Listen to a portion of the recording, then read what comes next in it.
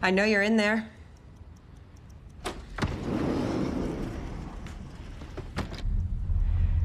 Viktor Sams.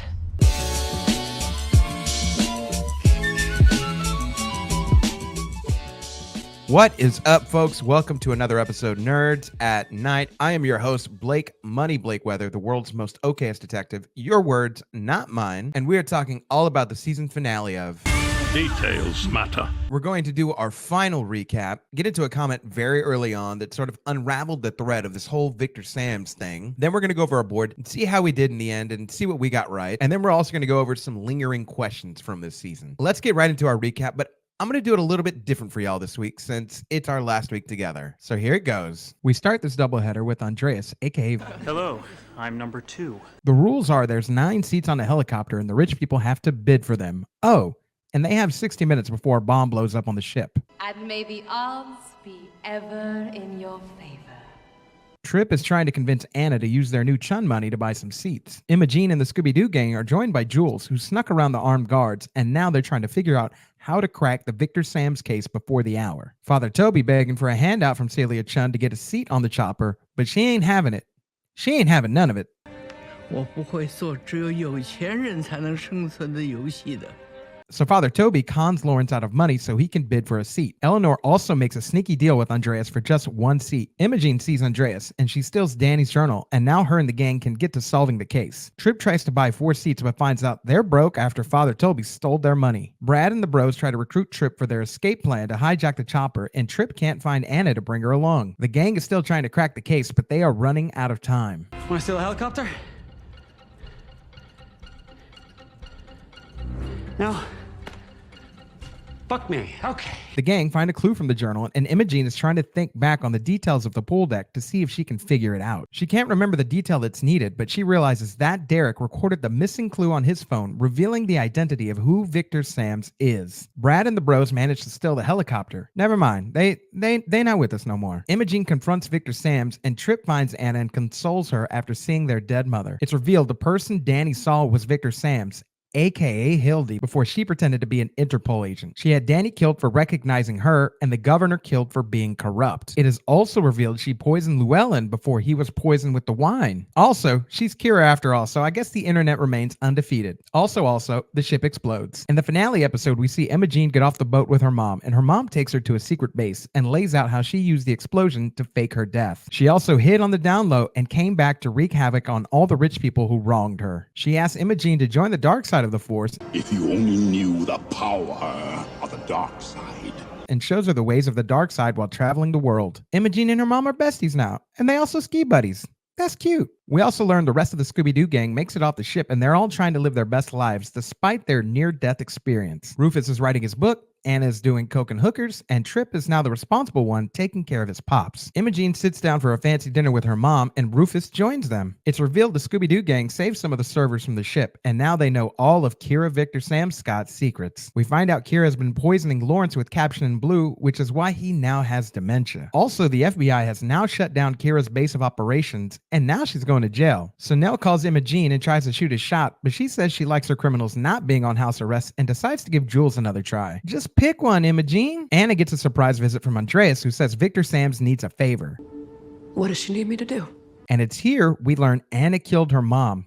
Big surprise there. Also, Imogene and her crew find a few limbs from a person out in the snow, and it looks like there's another murder to solve that will take us into season 2. Maybe? Hopefully. I hope y'all enjoyed that. It felt like a nice way to give y'all a little treat before we part ways at the end of the season. We've gone through such a long road together, and I felt like doing something special like that, just like throwing some stuff together, it felt right to do. So I really hope y'all enjoyed it, but we're not done yet. So I managed to read most of y'all's comments over the last week on an episode I released earlier this week, like right before the finale. So go ahead and check that out if you hadn't checked this out. But I want to talk about this comment that's a bit of a blast from the past. It's from the episode 4 that I released. And we got a comment from Basquiat76. So I'm going to go ahead and read that right now. Basquiat76 said, "One more thing. The Interpol agent, I don't buy for a second as a real agent. Take it from a fellow Scandinavian, but her Swedish accent is terrible. Whether it's supposed to be or the actress just adds the Swedish accent on too heavy, I don't know, but she is definitely a suspect too. And she looks a lot like Imogene's mom. I don't know if you discussed this, but I almost think it's the same actress. Wow. This was super early on, and I think a lot of people caught on to maybe Kira was Hildy, Hildy was Kira, but very early on, some people didn't. And to even call out the fact of that her Scandinavian accent was a little sus. I think that's such a great insider note that only, I guess, if you know that accent, you're familiar with it, you know what it sounds like, right? Like, I live in Texas, and so like I'd know if somebody's trying to like fake it. There's a lot of different Texas accents, but I'd know it if I heard it. I'd know if somebody was like, here's a Texas accent, and then it sounded like shit, like I'd know the difference. So to have that little tidbit of information, man, that was such a treat.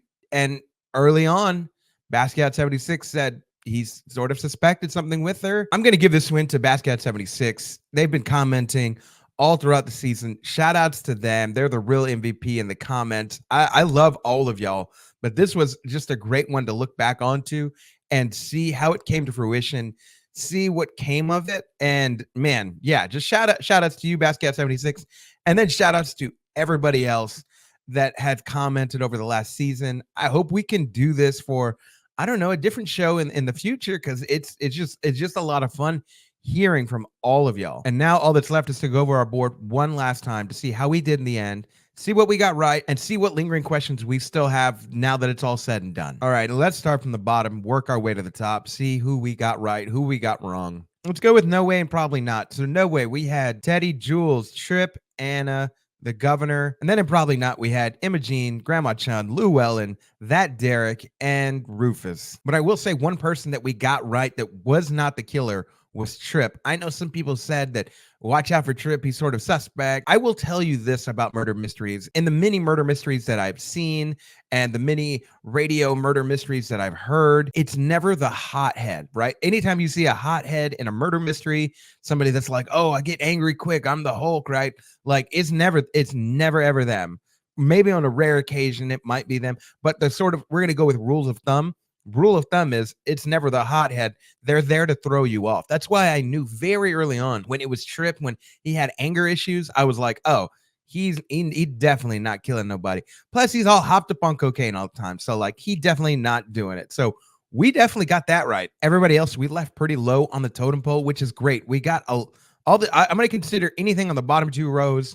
We got it right. Even though if we're starting to suspect them about anything, they're still low enough on the totem pole where I'm like, that's considered everybody on the bottom two. We consider that a win. Let's get into our maybe, though. And clearly in our maybe, we have Hildy. And it's more or less my fault, right? Like, I heard the whole, like, Hildy is Kira, Kira is Hildy. You know what I thought the whole time, though, too? I was like, it can't be that obvious. It can't be. The internet remains undefeated. It can't be that obvious, right? Like, and in my head, how are the show writers going to write that in to say that the characters didn't recognize Hildy when she was Kira? It would very much threw me for a loop. I can definitely understand the whole plastic surgery, change eye color. I don't even know changing eye color is a real thing. It might be, but the way technology is, anything is pretty much possible. When that happened, I'm going to be honest, I wasn't surprised based on all of y'all. Like, I think y'all got it right before I did. Y'all got me aboard the bandwagon. And another thing that we got right was talking about the company van that was used as the getaway vehicle for Hildy, Kira, if they did fake their own death, right? We said that they would use that van, the one that Imogene walked out of in her mental vision, right? Like, she walked out of it. We saw her walking out of it, but we saw, it driving away from the scene of the crime. We got that right. But I did not put her high up. I did not put her on the top suspect list. But maybe I will say this, like, for her to be in a maybe, like, she was definitely in a range of like, this could be possible. I didn't get it right. Y'all out there got it right. Kudos to y'all. I'd move Layla up because she was just a little suspicious. Plus, I thought they were going to do something with all the weapons that she collected. That plot thread never went anywhere. So that's a bit problematic to me. Speaking of additional things that were problematic to me, I wrote a list down of other questions. And maybe you had these questions by the end of the season. Why would we double poison Llewellyn, right? He was already poisoned with the wine, but then before then, Hildy, Kira poisoned him, so he's double poisoned. Why you need double poison? You poisoned the governor a lot, but it felt like probably a littler amount over a longer period of time. But like to double poison Llewellyn, like I don't know. Like, okay, maybe, sure, yeah, but if you already poisoned once, you don't need to poison him again, right? I don't know. That's just my thought. Another question is, who was behind sending the bar cart to Keith's room? Was it Viktor Sams the whole time, right? Like they said, a donor sent in a large amount of money. Was that ever discussed? Because I don't think I heard that in these last 2 episodes. We know Winnie was sent in to kill Keith, Danny, whoever. But did the call come from, because they said it was an anonymous donor, was that Viktor Sams? Because it couldn't be anybody else, right? Are we left to believe that? They didn't answer it, but that's just a question I got. My next question is, who is Andreas and how did Kira meet him? We just see her meeting him, but like how? Like, do you find this person on like Craigslist? Is there like www.wannagetlost.com? Like, how, Sway? How, Sway? It's a minor plot hole, but like, how did they meet? Are they saving that for like a season 2? Like, that would be okay. I want to have that question answered just in case we don't get a season 2. And again, you already heard my gripe about Layla hiding the knife and the rope. Like, what was she gonna do with that? Was there a deleted scene where she did use that? Again, just questions that I have, observations. Let me know any other thoughts, though, lingering thoughts that you have that maybe this season didn't answer or didn't fully like close the loop on. You know what I mean? We've worked up to highly suspicious, and we still had Lawrence in there. If we could put the details together, he was responsible for sending the knife-wielding villain to go and try and kill Kira. That didn't go successfully, but he was not behind the explosion. I think that came to a surprise to Lawrence and Catherine Collier, but I think they just paid money and didn't know how this sort of plan was going to happen. They're just like, oh, it was a bomb. Cool. Yeah, that's how that works. So he was still there till the bitter end because again, he's highly suspicious. Like he did try to kill Kira. Winnie, I just removed her from top suspect just because we knew that she killed Keith. She killed Danny. It didn't go any other way. And I believed it was her the whole time just because like she would be the patsy, right? She would be the person that just like, oh, like, of course you did it, but like, what's the why? What's behind you? Why did you do it? Right? Like, what is going on in the background to make you go ahead and do this? So she remained there the entire season. Catherine literally had nothing to do with anything really besides just cheating on her husband. Maybe hiding a few secrets here and there, but like, who in this show didn't have secrets, right? Sunel, I felt like I built a strong case for him to be Viktor Sams, even though he wasn't. But like, I feel like I put some good pieces together. He didn't end up being a bad guy after all. I mean, he was because he accepted money, but you know, he wasn't Viktor Sams at the end of the day. And then in our top suspects, we had Eleanor, who it turns out she's just grimy. She's just grimy. She don't even like her own family. She's willing to make deals to save her own ass. And like, bro, more power to you, I guess. But like, that's grimy. That's slimy. I don't. Both her and Father Toby, they just both slimy. That's horrible. They're just horrible people. They're not top suspects. They're just horrible people. That's what the ship was filled with, right? Like most of the time, just horrible people. How was your list in your mind or at home? How was your board? Did you call out the fact that not only Kira was Hildy, but that she was Viktor Sams the whole time? I think there might have been 1 or 2 comments along the way that sort of alluded to that. Yeah, I mean, it made sense in the end. I do think, I wish they did a better job of having Kira / Hildy it be established that she was there early on. Like some people called out in the comments that they had seen somebody with a blonde hair and a blue wristband very early on, like on episode 1, episode 2, something like that. But I will say this, I'm going to reference an Hercule Poirot Agatha Christie murder mystery. I want to reference that because I'm going to use that in a video that I'm going to build that sort of pairs along with an entire recap and review of the season. If you haven't seen it, go ahead and watch it, whether you watch the Peter Ustinov one or you watch the David Suchet one, because it's going to be both basically be the same thing. Or read the book, right? Read the book. I think in that murder mystery, it's done very well. I'm not giving anything away, hopefully, but it's done very well where somebody's sort of acting and they're acting in a role that's not them, so to throw other people off. That's all I'm going to say. It does not give anything away. I could say that and you still watch it and you still maybe will get it wrong. But that show, that book, right, that does a really good job of illustrating that picture. I don't know if this show executed that in the way that they wanted to, right? But it's hard to, because Hildy has blonde hair, Kira, Hildy, Kira, Viktor Sams has blonde hair now. So it's like if you show them, then but like she could have worn a wig, right? She could have worn a wig or something. Like there's a lot of ways you could have gone to do it, to just introduce it, other than being like, oh, you see a hand and it's got a blue wristband or whatever. Yeah, I just think that could have been done just a little bit better. But the show in its entirety, super fun. It's been such a great ride. Get one last look at the board. We did great moving people up and down. We got more right than we did wrong. So I'm very happy with our progress this entire season. I want to thank everybody who took time to like, view, subscribe, comment. I appreciate all of this interaction. I really hope that they do like a season 2, or they have another murder mystery show soon, so we can all come together, play it out throughout the season, have our board, have fun again. Because it's been so much fun hanging with y'all week by week. I'll tell you, I won't miss late nights having to edit and make sure we get this video out by Wednesday morning. But every time, it's so worth it to get this out here and have fun and interact with y'all, have y'all throw y'all's guesses out there.